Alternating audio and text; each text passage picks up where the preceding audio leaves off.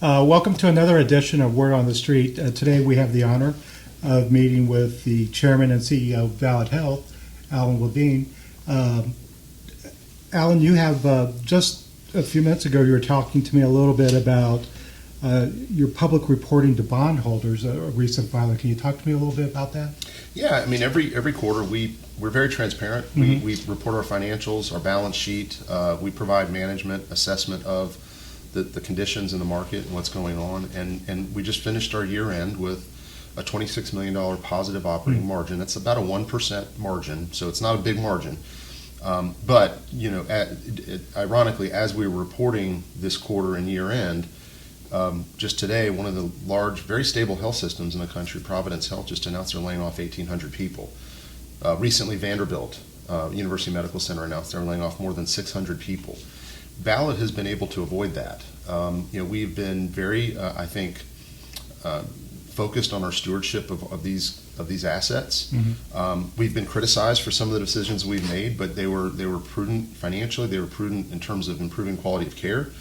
And I'm happy to talk more about that. But our quarter and our year end turned out to be positive. And as I've compared our performance based on publicly available data, our performance is better than a lot of our peer systems here in Tennessee and in Virginia. Mm-hmm. So I think that's important for our thousands of employees. They want to know that we're stable. Mm-hmm. Now, in the report, I also articulate some serious concerns we have about some of the insurance companies that are in the Medicare Advantage business. Medicare Advantage is a very important product for people that are on Medicare. 55% of the people that we serve have Medicare. Of that 55%, 75% of them are insured by Medicare Advantage insurance companies. And we have seen a 70+% increase in the number of claims that are denied or where the insurance company downcodes the claim after the patient is discharged. This means higher out-of-pocket costs for patients. It means some services like post-acute care may not be available to those patients because they won't cover it, because you have to be admitted to the hospital as an inpatient, which they had been until the insurance company downcoded them. And probably the worst offender to us is United Healthcare, and so I think you're going to see health systems take a much more aggressive posture towards some of these companies. Mm-hmm. And it's important to know, when they deny a claim or they downcode a claim, the profit from that stays with the insurance company. They're taking the money away from doctors and the hospitals, and they're keeping it for their profit. It doesn't go back to the taxpayers that are paying the premiums either. In fact, this year, the Medicare Advantage insurance companies got $25 billion more in premiums. So they're recording huge profits in the Medicare insurance business, and they're doing it by denying care. And that isn't appropriate. And so I think we're going to fight back pretty hard against that. Great. Well, let's talk a little bit more about Medicaid and the cuts and how's that going to affect Ballad and the region in general. And have you talked to lawmakers about this issue since the Senate passed the bill? Yeah, first of all, we were obviously pretty vocal about these changes. The House, the United States House, in the One Big Beautiful Bill, had proposed something we could live with. We were, you know, they basically, I don't want to get into too many of the details because it's pretty in the weeds, but what they had proposed was something we could support, and the Senate changed it to something that is pretty devastating to hospitals all over the country. 80% of the hospitals in Kansas, for instance, I know people here don't really care about Kansas, but 80% of those hospitals are rural and losing money even before these cuts. And so rural communities all over the country are going to feel this. That's why we're focused now on making sure we shore up our financial condition and communicate to our legislators. You know, look, as with any bill, after they pass it, and the One Big Beautiful Bill had so much stuff in it that a lot of them supported and wanted to vote for. But like any big bill, you're always going to have something you need to come back and look at again. And I think, having spoken with Morgan Griffith, Diana Harshbarger, who now chair and vice chair the Health Committee of Energy and Commerce, I think they recognize that this is something that needs to be looked at again. And so I have hope that we can work with our federal delegation to come up with a solution. I also think the state delegation is very interested in this. I've spoken with Gary Hicks, I've spoken with Tim Hicks, In fact, most of our delegation has reached out to say what can we do to be helpful. And so I think everybody's locked arms on this and understands what this can mean to our region. Mm-hmm. The cuts. If the best year we've ever had, we generated about a $30 million operating income. Again, less than a 2% operating margin. If you get a cut of $125 million, which is what this is, it's not rocket science. You can mm-hmm. figure out that you've wiped out our entire operating margin in the first year. By year 5, where do you go to find right. $125 million right. a year? And so that's a real problem, and we're engaged, and I think we're going to keep focus on that and try to protect access to care throughout our region. Okay. Let's talk a little bit about the future of the COPA agreement. Do you see the Tennessee Department of Health and Ballad renewing it? Well, the COPA is a forever document unless either party terminates it. Mm-hmm. Over time it's changed, and as you get experience and you learn what's working, what's not working, then you negotiate the change to it. And we've done that. It's actually we're on the 5th version of it. Mm-hmm. I think it's important to have the COPA. I think it's important even, look, I understand why people say, okay, all the hospitals in a region are owned by one provider. Mm-hmm. By the way, we're not unique to that, okay? Mm-hmm. West Tennessee Healthcare is a single system region. I mean, they have one system for the whole region. There's hospitals all over the country that are sole providers. So that's not unique. What is unique is our size and making sure that we can't use our size to drive up pricing or reduce quality of care. And I think that the independent data proves both haven't happened. And the COPA is the protection for the public. The alternative to this was what's going on everywhere else. Hospitals closed, and what was happening here. We had already lost one hospital that we've since reopened. Mm-hmm. But hospitals are closing at an accelerated pace all over the country. Communities are, and it's not just rural hospitals. Right. I mean, Atlanta lost a major hospital. Pennsylvania lost a major hospital. So it's going to be at an increasing pace as people prepare for these cuts. Ballad and the COPA have protected this region from that. The good news is that people here haven't had to experience what everybody else is experiencing. Mm-hmm. To have a Holston Valley that's, one of the best hospitals in the country, to have a Johnson City Medical Center whose level 1 trauma center now has been determined to be the #1 trauma center in Tennessee for patient safety. Mm-hmm. That's not us saying that. That's independent third parties. Mm-hmm.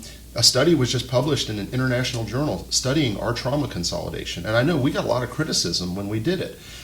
Today, 25% fewer people a year are dying because of what we did. Mm-hmm. That's a fact. And it's proven, it's peer-reviewed, it's been published.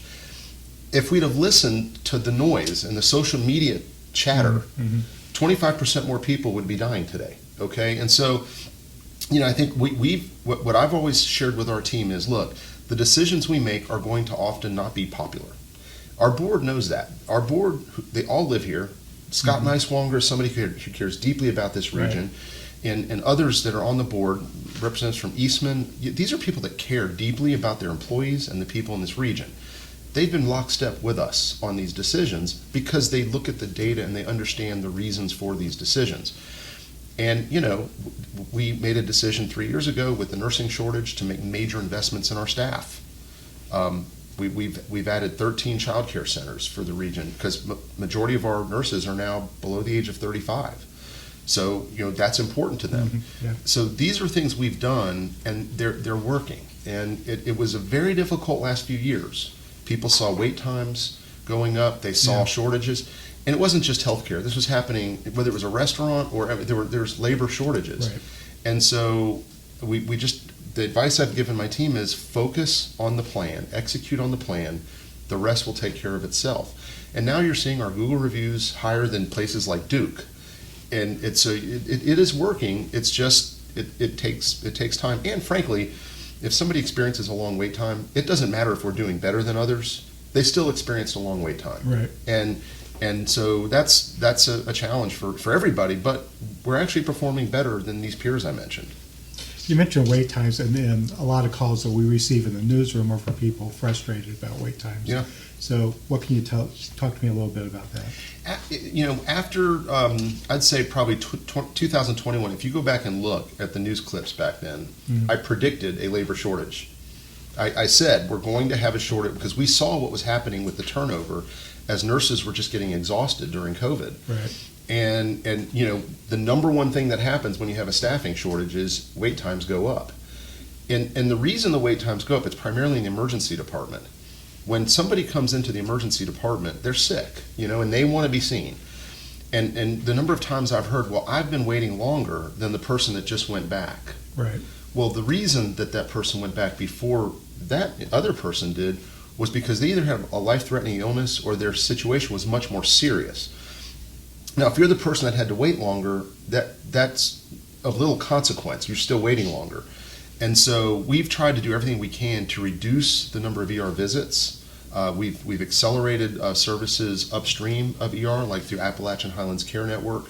And we've actually reduced avoidable admissions in our community by 50% since we became Ballad.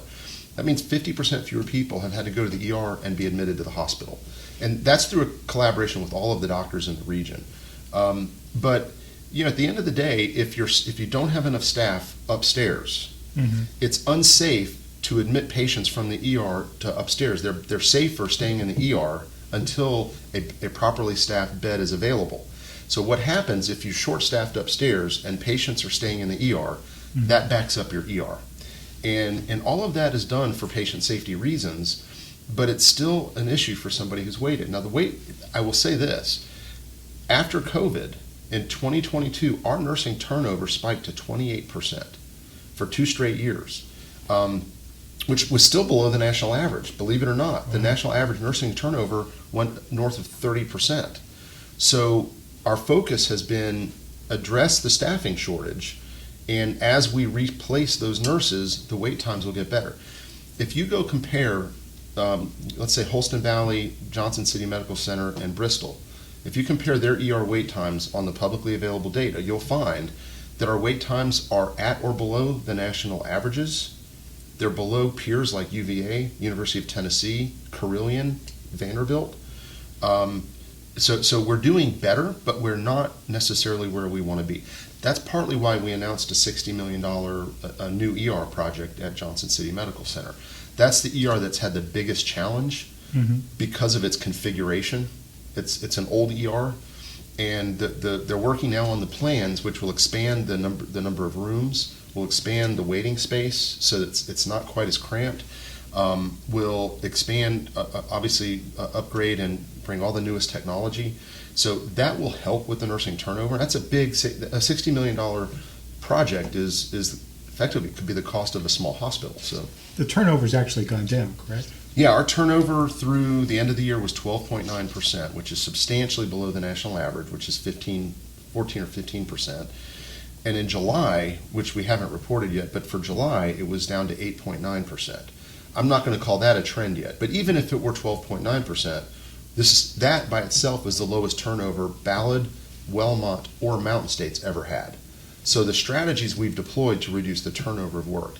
Now, we've started a program called Ballad Health Academy, which is a school that works alongside all of our local school systems to identify kids that are in middle school, enroll them in Ballad Health Academy in the 9th grade, and if they can graduate, if they want a career in nursing or healthcare, they can graduate with a certificate. So we could hire them right out of high school as a nurse and employ them. So we're not just dealing with the problem in front of us, we're trying to come up with our own solution where we can grow our own pipeline. Great.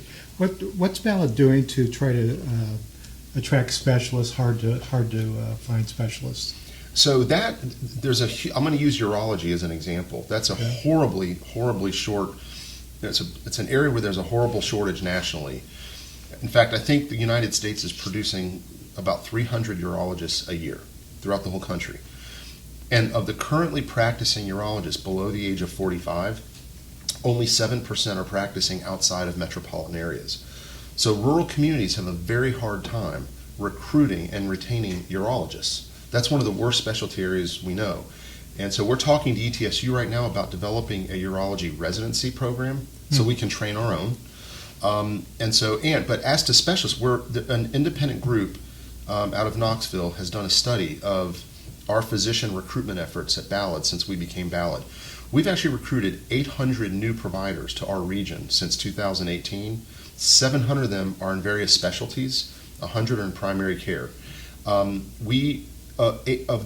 12 specialties they looked at, 8 of our specialties have actually improved in access in this region, while the rest of the country has actually gone backwards. So the physician shortage is getting worse nationally, but again, one of the commitments we made in the COPA is to aggressively recruit physicians. So pediatric specialties. We've never had 2 pediatric surgeons in this region before.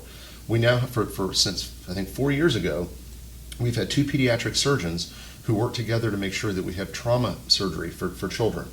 And we've got specific examples. One of the cases I just have so much affection for, the little boy in Lee County, that was a closed hospital. Mm-hmm. And we reopened it.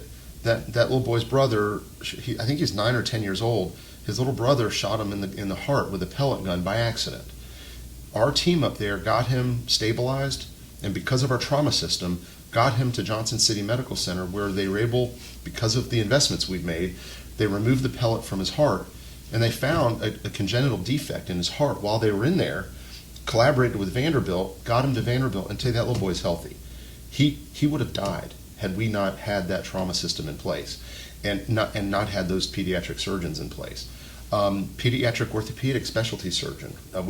For 6 years we've had one here in this region, and people used to have to go travel to Knoxville or Nashville to get to that specialty area. So we're proud that we've been able to make the progress we've made, mm-hmm. but these national shortages of physicians are projected to get much worse. And so we're doing everything we can to bolster. This year, and a lot of people don't know this, our physician group, the Ballad Health Medical Associates, will lose $300 million this year because of the subsidies to keep doctors here. So you just heard, Holston Medical Group just sold to United Healthcare, the world's largest insurance company. There's a lot of movement in the physician marketplace right now, and our goal is to keep the physician access in our region stable. It might mean changes. It might mean that you consolidate some practices, which we've done. But that's what it takes. Like neurosurgery is a great example. If we hadn't consolidated that group, there's a good chance a lot of those neurosurgeons wouldn't be here today. And so, again, a lot of things that we've done, people, I think that it's a lot of detail and it's a lot of nuance, and it's very much in the weeds stuff that we deal with. And a lot of what people feel out there in terms of the healthcare environment changing is because there are macro changes happening all around us. What we're trying to do is protect this region from those macro changes. But some of those changes you can't avoid. And so these national shortages of physicians is one of those where, it's happening and we've got to take steps. We are so lucky in this region to have ETSU because a lot of the residencies that we have here help us keep some of these doctors. Psychiatry is one, mm-hmm. Surgery, primary care, and now hopefully we're going to hopefully lean into urology as one where we have an opportunity to help deal with that national shortage. Great. I want to maybe pivot a little bit here and talk about the status of rebuilding the hospital in Unicoi County. Mm-hmm. So we're coming up on the anniversary of Helene. When I first came here in 2014, it was one of my most proud moments because that hospital had become financially insolvent, and it had failed, and so Mountain States Health Alliance stepped in, and the first decision I made when I came here was that we're going to cash flow that hospital. We're going to make sure that hospital stays open. So we were actually providing subsidies to keep the hospital open, and the question was raised because the hospital was losing money. Should we go forward with building the new hospital? And I asked the board, when we agreed to take over that hospital, did we make a commitment to build the new hospital? And the board said yes. I said, well, we're going to keep our word. And our board said, you're right. And they stood behind us, and we spent almost $30 million to build that new hospital. And it was beautiful. Mm-hmm. It was every time I've ever driven to Asheville and come back over that mountain, it was the first thing you'd see. And it was really a source of pride for all of us. and it was devastating to sit and watch what happened. You were on the ground that day. I was there, and I was in our emergency operations center, and in fact, I remember the moment we made the decision to move all those people to the roof. I leaned over to our communications person. I said, "Be prepared. This just became a national story. People are going to be watching this all over the country," and they did. And it was horrific. It was frightening, but I couldn't have been more proud of our people there. Dr. Oceanbine, who took lead, and as soon as it was safe to go, once the helicopters, we knew they were on their way, I got in my car and drove there because I wanted to talk to those people myself.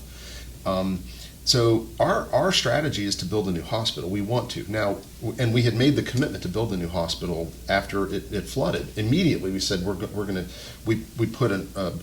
we actually put a tent there to provide medical care, and we are now providing some form of urgent care access there. The One Big Beautiful Bill made us we had to take a pause because now the cost to build that new hospital is going to be close to $50 million. So if you spend $50 million to build a hospital that, by the time it opens, you're going to face $125 million in cuts, then you're having to start talk about if you have to possibly close hospitals. How wise was that decision? And so our plan is to build that hospital, and it may be that we try to do something in the interim period to at least get emergency access back in that community. Now, keep in mind, in Unicoi, if you live there, you're already within 15 minutes of an emergency department today. Now, that having been said, when you've got places like Nuclear Fuels there and people live there, they want to know they have more quick access. Right. So I think our first priority is to make sure we get emergency access back in that community. So I think that we've not wavered on. But so two things have to happen at the same time. We've got to move forward with our planning. Mm-hmm. I've authorized to get an option on property so that we can at least solidify having the property. And I've asked our team to start planning at least to look at emergency services and what it would take to stand those up. So I think that's where we're at right now, and we're communicating with the delegation. Renee Jones represents that county, and she has advocated fiercely for that hospital. And so we've locked arms with her, and we're going to do everything we can to get that hospital open. And our delegation's been very supportive. They put $10 million in the state budget to help us with the cost of building that new hospital. But that makes it even more important, since we're talking about using public money, mm-hmm. to make sure that if we do it, that it's sustainable. We don't want to spend $10 million of public money and then have to close something. Right. So, right. Yeah. Right. Talk to me a little bit about where you see Ballad 10 years down the road. Well, if we can get these changes that are in the One Big Beautiful Bill fixed, I think you'll have a thriving system. The things that are changing beyond the financial piece, AI is changing everything. Mm. I mean, we're already making use of different elements of artificial intelligence right now. It's going to change a lot. Technology, already, if you look at what we've done with our pharmacy, we bought 3 big robots that are now servicing our pharmacies. One is in Bristol, one at Holston Valley, and one at Johnson City. Mm-hmm. And those robots have completely changed how we dispense medications within the hospitals. It's dramatically improved patient safety. It's reduced the costs, the ongoing costs. And now we're using artificial intelligence to further improve medication safety in our dispensing units on the floors, mm-hmm. Looking at patterns of behavior, both taking the data from the technology system we have and nurse behavior and coming up with ways to make sure that we don't have medication errors. You're going to see artificial intelligence impacting how radiologists read films. So I think 10 years from now, the world is not going to be about bricks and mortar. It's going to be about how technology advances access, and we're using it now. We're in more than 130 schools with our technology, so that we can do virtual urgent care visits for kids, so their parents don't even have to take them away from school. And so I just think technology is going to be a big thing. The investments we're now making in we're replacing all of our cancer technology right now. That's a $100 million capital investment we're making, but like the newest technology we're going to have at the Med Center uses artificial intelligence in identifying cancerous tissue and using radiation therapy to treat the cancer. I think I just think it's going to look so different. Even 5 years from now is going to look different. So we have to adapt to it. And the thing I would say is, as we change to adapt to that changing environment, I encourage people to understand this is not caused because of Ballad or any other health system. These are things we have to adapt to, or we won't make it. It's just that simple. It's if you've read the book Who Moved My Cheese, right. If you just do what you've always done and you resist change, one day you're going to wake up and the change is going to have happened to you, and you're going to be bankrupt. Right. So it's healthcare is very personal, and sometimes people don't always understand why something has changed. But look, I have a board. I have an obligation to be truthful and honest with the community, because my board will hold me accountable if I don't. Unfortunately, people that go on social media and say things, they're not accountable to anybody. So what I ask people to do is, when you read something, look for multiple sources before you assume it's true. Right. Because otherwise people are getting angry and making decisions about something that's not even accurate. And it's just, I don't think it's fair to do that to people. Talk to me a little bit about what keeps you up at night. I think the burnout of the physician workforce is frightening to me. The way Medicare has continued to cut doctors, the way these Medicare insurance companies continue to use technology to second-guess doctors. I'm seeing more and more doctors retire at younger ages and do other things. And I think the problem is that the pipeline of new physicians isn't there to support that. And I worry if you live in a rural region and you can't access a specialist, that's frightening. And I think it has economic consequences for rural communities. I mean, when people are looking to locate companies and jobs, or when retirees are looking to relocate, having adequate health care is really important. Right now, today, I've seen publications say that Johnson City is one of the top destinations for people to move to. And one of the reasons that's used is the quality of our health system. And it's funny, when you're in the middle of it, you live here, it's easy to be critical. But people outside looking in are saying they've got a really good health system, and that's one of the things that makes this region one of the places to move to. What makes me lose sleep is if that changes. And we can't let that change. Great. Anything else you'd like to add? What am I missing? I think I know there's a whole world of topics we can talk about, but we start every meeting at Ballad from the board on down with we recite our mission statement, which is to honor those we serve by providing the best possible care. And we talk about what decisions we're going to be making, and we remind ourselves that when we make those decisions, we want to honor our patients by providing the best possible care. And whatever decision we're making has to be consistent with that mission.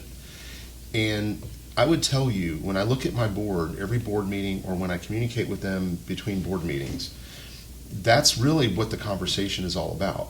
How is this helping us serve our community better? And it's a pleasure and a privilege to work for a board and for 12,000 people, because I work for our employees. They don't work for me. I mean, my job is to make sure they are able to show up and take the best care of patients. And I'm unapologetic about that. I mean, I realize that some people may not like some of the decisions that we make, or may think that they're easy decisions to make. Mm-hmm. They're not easy decisions to make, but I have a board that holds me very accountable for the result of those decisions. And it's a privilege to have that type of local governance. It breaks my heart to see some of these hospitals and physician groups being sold to national companies that don't have loyalty to the local community. Now, if it's the local hospitals may be loyal to the local community, and the physicians may be loyal to the local community, but I assure you, having run a for-profit, publicly traded company, the bottom line is you have to answer to your shareholders every quarter, and that's the reality of it. And we have worked very hard to prevent Ballad's hospitals from falling prey to large publicly traded companies that want to come in and extract profits from this region. When an insurance company buys a physician group here, it doesn't matter what anybody says. These are, by the way, the Holston Medical Group physicians are fantastic physicians. Many of them are friends. They practice in our hospitals. I have enormous respect for the leader of Holston Medical Group and for the group itself. But at the end of the day, the profits now are leaving the region. So millions of dollars, if they make a profit, they're going to Minnesota. And that's something we've worked hard to prevent. And so I'm proud that we have 1,000 doctors that we employ or contract with that are part of a not-for-profit system with local governance. People might not like all the decisions, but I can assure you they're being made by people who live here who have to live with the consequence of those decisions, whether it's going to church and hearing about it, or hearing it at the grocery store, or their own family members being in the hospital. Right. So that's something that we pledge. We're going to work. The absolute last resort for Ballad will be to allow ourselves to be controlled by interests whose primary fiduciary responsibility is to shareholders. Great. Well, thank you very much for your time. It was an honor to speak with you this morning. Thank you. I'm Rob Walters, and we'll see you next time on Word on the Street.